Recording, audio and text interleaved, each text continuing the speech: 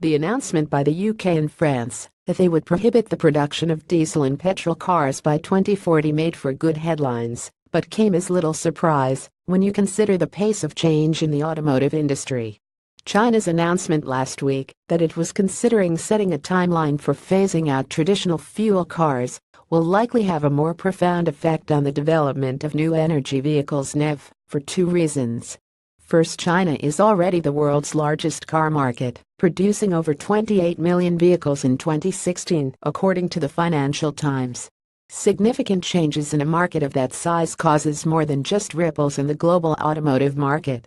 Second, a centrally controlled command economy such as China's has shown that policies that are robustly pursued by Beijing can achieve rapid change over short time frames.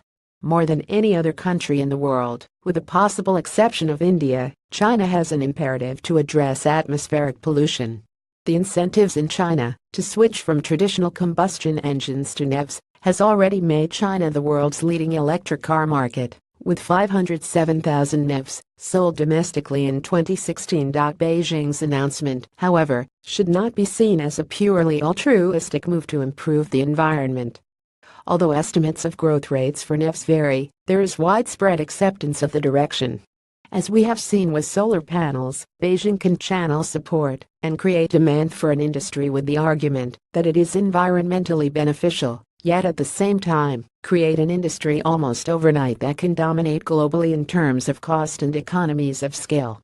In the short term, there would be considerable environmental and economic benefits for a country with acute air pollution and largely reliant on imported oil if it could encourage a larger-scale switch to electric vehicles, hence current incentives.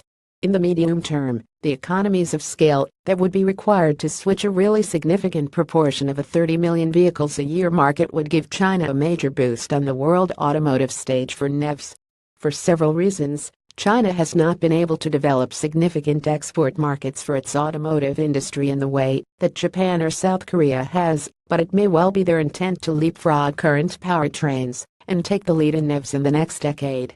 10 years from now, we may well be reporting anti-dumping measures on Chinese-made electric vehicles in North American and European markets. In the meantime, if Beijing does follow through with this policy, it will provide impetus to NEV research and development being done by Western manufacturers like GM, Ford, and BMW, all of which are heavily invested in the Chinese market. By Stuart Byrne vs. Agnetal More Top, reads from oilpriest.com.